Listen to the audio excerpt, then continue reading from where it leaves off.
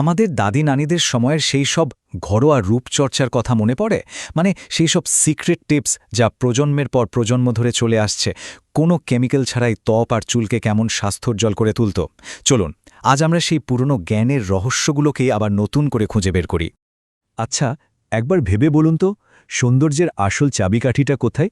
ওই যে চকচকে বিজ্ঞাপনের দামি বোতলগুলো, সেগুলোর ভেতরে? নাকি আমাদের রান্নাঘরের কোনায় থাকা হলুদ, অ্যালোভেরা বা নারকেল তেলের মতো সাধারণ জিনিসগুলোর মধ্যেই আসল জাদুটা লুকিয়ে আছে? তো আজ আমরা ঠিক কি বিষয় নিয়ে কথা বলবো। প্রথমে দেখব কেন প্রকৃতির দিকে ফেরাটা জরুরি, তারপর জানব ত্বক আর চুলের জন্য সেরা কিছু প্রাকৃতিক সমাধান, আর হ্যাঁ, শেষে থাকছে কিছু সহজ ঘরোয়া রেসিপি আর চিরন্তন সৌন্দর্যের আসল রহস্যটা কি সেটাও খুঁজে বের করব। চলুন শুরু করা যাক। প্রথমত চলুন এই ব্যাপারটা একটু পরিষ্কার করে নিই। কেন আমরা বারবার বলছি প্রকৃতির কাছে ফিরে যেতে? এই যে বাজারে এত কমার্শিয়াল প্রোডাক্ট, সেগুলোর চাকচিক্যের আড়ালে আসলে কি আছে, আর কেন সাধারণ প্রাকৃতিক জিনিসগুলোই শেষ পর্যন্ত আমাদের সেরা বন্ধু হয়ে ওঠে? দেখুন, একদিকে আছে কমার্শিয়াল প্রোডাক্ট। হ্যাঁ, হয়তো খুব তাড়াতাড়ি ফল দেয়, কিন্তু সেগুলোর মধ্যে থাকা কেমিক্যালসগুলো লম্বা সময়ে ত্বকের ক্ষতি করতে পারে। আর অন্যদিকে আছে প্রকৃতি থেকে পাওয়া জিনিস, ভিটামিন আর অ্যান্টিঅক্সিডেন্টে ভরপুর। এগুলো ভেতর থেকে পুষ্টি যোগায়। আর সবচেয়ে বড় কথা কি জানেন? এগুলো একদম নিরাপদ, পকেটের জন্য সাশ্রয়ী আর প্রকৃতির মতোই স্নিগ্ধ। আচ্ছা, এবার আসা যাক ত্বকের যত্নের কথায়। আমাদের রান্নাঘর আর বাগান কিন্তু এক একটা ছোটখাটো ওষুধালয়। চলুন ত্বকের জন্য প্রকৃতির সেরা কিছু উপহারের সাথে আজ পরিচয় হয়ে যাক।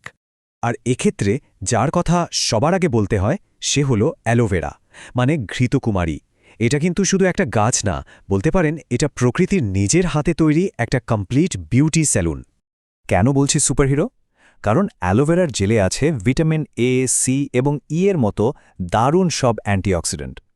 এটা ত্বককে দারুণভাবে আর্দ্র রাখে, রোদে পোড়া ভাব কমায়, এমনকি ব্রণও কমাতেও সাহায্য করে। আর এটা শুধু মুখের কথা নয়, এনসিবিআই এর মতো বড় বড় গবেষণা সংস্থাও কিন্তু এর অ্যান্টি ইনফ্ল্যামেটরি গুণের কথা স্বীকার করেছে। অ্যালোভেরার পরই আমাদের রান্নাঘরের আরেকজন সুপারস্টার হল হলুদ। মানে হলুদ ছাড়া কি বাঙালির রান্নাঘর চলে? একদমই না। আর রূপচর্চাও কিন্তু অসম্পূর্ণ। হাজার হাজার বছর ধরে এটা শুধু মশলা নয়, একটা দারুণ শক্তিশালী প্রাকৃতিক ওষুধ হিসেবেও কিন্তু ব্যবহার হয়ে আসছে। হলুদের আসল জাদুটা কিন্তু আসে এর মধ্যে থাকা কারকিউমিন থেকে। এই কারকিউমিনই ত্বকের ব্রেকআউট কমায়, উজ্জ্বলতা বাড়ায় আর বলিরেখার মতো বয়সের ছাপগুলোকেও দূরে রাখতে সাহায্য করে। এর যে অ্যান্টি ইনফ্ল্যামেটরি গুণ আছে, সেটা ব্রণ বা ত্বকের যে কোনো লালচে ভাব কমানোর জন্য এক কথায় অসাধারণ। তবে হ্যাঁ, একটা ছোট্ট বিষয় কিন্তু মাথায় রাখতে হবে। হলুদের ক্ষেত্রে অল্পই ভালো। ফেস প্যাকে 1 চিমটি হলুদই যথেষ্ট। কারণ বেশি ব্যবহার করলে ত্বকে কিন্তু সাময়িকভাবে একটা হলদে ভাব চলে আসতে পারে। এবার আসি মুলতানি মাটির কথায়। যুগ যুগ ধরে এই মাটি ত্বককে ভেতর থেকে পরিষ্কার করার জন্য ব্যবহার হয়ে আসছে। এটাকে ত্বকের জন্য প্রকৃতির সেরা পিউরিফায়ার বা শোধনকারী বললেও ভুল হবে না। মুলতানি মাটির প্রধান কাজটাই হল ত্বকের পোর্স বা রোমকূপের ভেতর থেকে অতিরিক্ত তেল, ময়লা আর টক্সিন একদম শুষে বের করে আনা। এর ফলে কি হয়? ব্রণ, ব্ল্যাকহেডসের মতো সমস্যাগুলো আস্তে আস্তে কমে যায় আর ত্বক হয়ে ওঠে একদম টানটান আর ফ্রেশ। বিশেষ করে তৈলাক্ত ত্বকের জন্য এটা তো একটা আশীর্বাদের মতো। তো ত্বকের যত্ন তো হলো, এবার একটু চুলের দিকে নজর দেয়া যাক। আমাদের ঐতিহ্যবাহী ভেষজ উপাদানগুলোর মধ্যেই এমন সব রত্ন লুকিয়ে আছে যা চুলকে করে তুলতে পারে আগের চেয়ে অনেক বেশি মজবুত আর স্বাস্থ্যোজ্জ্বল।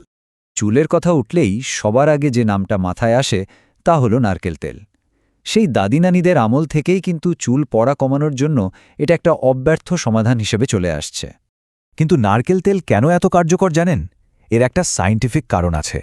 এর মলিকিউলার গঠনটা এতটাই ছোট যে এটা খুব সহজেই চুলের গভীরে ঢুকে যেতে পারে, যা অন্য অনেক তেলই পারে না। ফলে এটা চুল থেকে প্রোটিন লস হওয়া আটকায় আর ভেতর থেকে চুলকে মজবুত করে।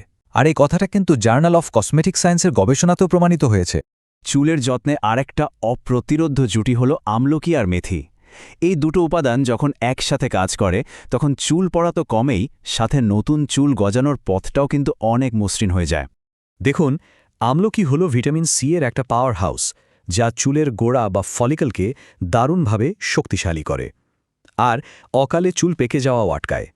অন্যদিকে মেথিতে আছে লেসিথিন নামে একটা বিশেষ প্রোটিন যা চুলকে পুষ্টি দেয়, কন্ডিশন করে আর চুল পড়া কমাতে দারুণভাবে সাহায্য করে। অনেকেই এই ব্যাপারটা নিয়ে একটু দ্বিধায় ভোগেন যে চুলের জন্য নারকেল তেল ভালো নাকি অলিভ অয়েল। সত্যি বলতে দুটোই ভালো, কিন্তু এদের কাজ করার ধরনটা একটু আলাদা। নারকেল তেল চুলের গভীরে ঢুকে প্রোটিন বাঁচিয়ে চুলকে মজবুত করে, আর অলিভ অয়েল চুলের বাইরের দিকে একটা সুরক্ষার আস্তরণ তৈরি করে আর্দ্রতা ধরে রাখে, যা বিশেষ করে শুষ্ক চুলের জন্য খুবই উপকারী। তো এতক্ষণ তো আমরা বিভিন্ন উপাদানের গুণাগুণ নিয়ে অনেক কথা বললাম, এবার কিন্তু এগুলোকে কাজে লাগানোর পালা। চলুন এবার দেখে নিই কীভাবে ঘরে বসেই নিজের জন্য দারুণ সব ফেস প্যাক আর হেয়ার মাস্ক বানিয়ে ফেলা যায়। উজ্জ্বল ত্বকের জন্য এই ফেস প্যাকটা কিন্তু দারুণ কাজ করে। বেসন ত্বক পরিষ্কার করবে, মুলতানি মাটি অতিরিক্ত তেল শুষে নেবে, 1 চিমটি হলুদ ব্রণ দূরে রাখবে, আর দই ত্বককে আর্দ্রতা দেবে। সব উপাদান গোলাপ জল দিয়ে মিশিয়ে মুখে লাগান, আর শুকিয়ে গেলে ধুয়ে ফেলুন। আয়নার সামনে দাঁড়ালেই পার্থক্যটা চোখে পড়বে। আর চুল পড়া কমিয়ে চুলকে ঘন করতে চাইলে এই হেয়ার মাস্কটা একবার ব্যবহার করেই দেখুন। আমলকি আর মেথির পেস্টের সাথে একটু দই আর নারকেল তেল মিশিয়ে চুলে লাগিয়ে নিন, 1 ঘন্টার মতো রেখে ধুয়ে ফেলুন। নিয়মিত ব্যবহারে চুল পড়া তো কমবেই, চুল হয়ে উঠবে আগের থেকেও অনেক বেশি মজবুত।